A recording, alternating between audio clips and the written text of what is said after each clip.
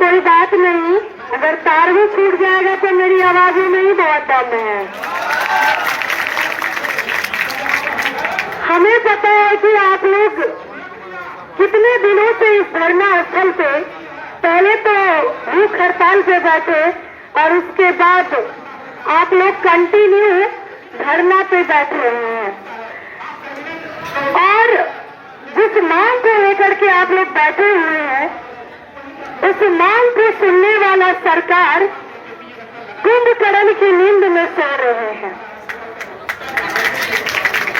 पता नहीं क्यों शायद उन तक ये आवाज पहुंच नहीं पा रही है और यह उनको सुनाई नहीं दे रहा है कि भैया विधानसभा चुनाव नजदीक है, यही युवा आपको फिर सिंहासन पे भी बैठाएगा।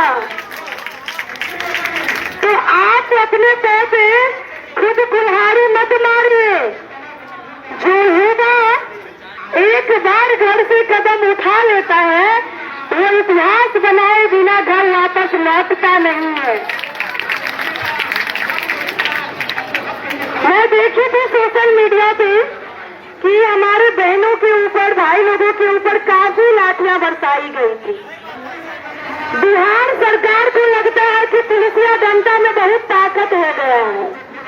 उनको ये नहीं पता है कि भैया हम लोग बिहार के मिट्टी में जन्म हुआ है और इस मिट्टी के औलाद में वो फौलादी खून है कि वो डंडा टूट जाएगा लेकिन हमारी हिम्मत नहीं टूटेगा।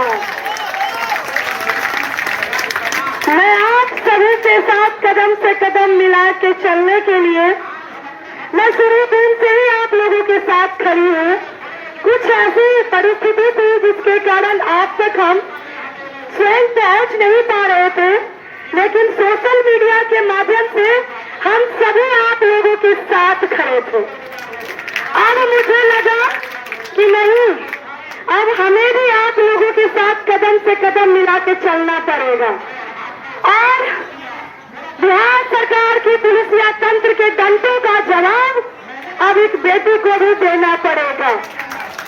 और आप लोगों के लिए अब एक बेटी और आ चुकी है और इस उम्मीद से आई हुई है कि जब तक आप लोगों की मांग पूरी नहीं हो जाती है, जब तक आपकी लड़ाई खत्म नहीं हो जाती है, आप लोग पुनः इस खुशी के साथ दुर्गा पूजा मनाने घर वापस नहीं चले जाते हैं, तब तक ये से लोगों के साथ खड़ी रहेगी।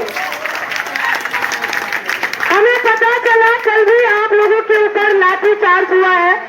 कुछ लोगों को यहाँ से शायद सीएम आवास के पास से उठा करके थाना पे लेके चला गया था। हमारे 5 भाई लोगों थे उसमें। उनको ये नहीं पता है कि सिर्फ आपने 5 को उठाया है, अगर 10,000 पहुंच गया तो आप क्या कीजिएगा, कहाँ जाइएगा? कोना ढूंढ लीजिए, क्योंकि युवा आपको शांतिपूर्ण तरीके से एक संकेत देने का काम कर रहे हैं। कोई दुश्मनी सरकार से नहीं है, कोई बैर नहीं है, हम आप ही लोगों के लिए है। हमारी मांगों को साहब सुनते हुआ जाए, लेकिन यहाँ भूमि राजस्व मंत्री जी दरभंगा में बैठ करके विश्वकर्मा पूजा मना रहे हैं और संविदा कर्मियों को गर्दनीबाग में बैठा करके खून की आंसू रुला रहे हैं। सुन लीजिए मंत्री जी, आपका समय नजदीक आ गया है और आपको जवाब देने के लिए यही युवा की क्रांति एक आवाज नया पैदा कर देगी। मैं बस आपकी धरना के माध्यम से सरकार से आग्रह कर रही हूँ कि साहब 2 दिन का वक्त है, 2 दिन का वक्त दिया जा रहा है, इनकी मांगों को सुन लिया जाए। साहब काहे इन लोगों के साथ आप लोग अत्याचार कर रहे हैं? आप लोगों के लिए इन लोगों ने घर परिवार को छोड़ करके कड़ी मेहनत की है और आप एकदम कुंभकर्ण की नींद में सो रहे हैं। आचार संहिता लगने वाला है और आप इसी उम्मीद में इन लोगों को बरगलाने का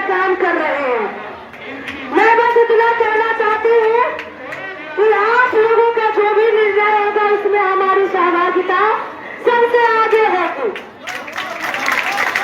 लेकिन इसी साथ में सरकार और बिहार के प्रशासन को भी चेताना चाहती हूँ कि युवाओं को ललकारा मत कीजिए। यह शांत है, इस खून को शांत रहने दीजिए। अगर ये खून में उबाल आ गई तो आप किसी नेशन को भी यही उबाले फैलाने का काम करेंगे और उखाड़ फेंकने का काम करेंगे। एक संकेत देना चाहती हूँ कि 2 दिन का वक्त है, क्योंकि पेशेंस नाम की भी कोई चीज होती ऐसा है। और ये लोग 30 दिन प्लस हो गए जब गर्दनी बाग में भूखे प्यासे ऐसे ये लोग बैठे हुए हैं। अगर आप लोग इनकी मांगों को नहीं सुनते हैं तो अब हजारों नहीं 10,000 प्लस की संख्या में युवा यहाँ पे एक नई क्रांति लाने का काम करेगी। और बिहार सरकार की पुलिस तंत्र को भी कहना चाहूंगी कि साहब आप भी डंडा तैयार रखिए, क्योंकि आपके डंडे में वो ताकत नहीं कि हमारे युवा की क्रांति को रोक सके।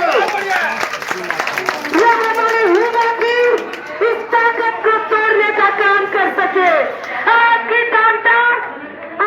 डंडा कम पड़ जाएगी, हमारी युवाओं की ताकत कम नहीं हो पाएगी।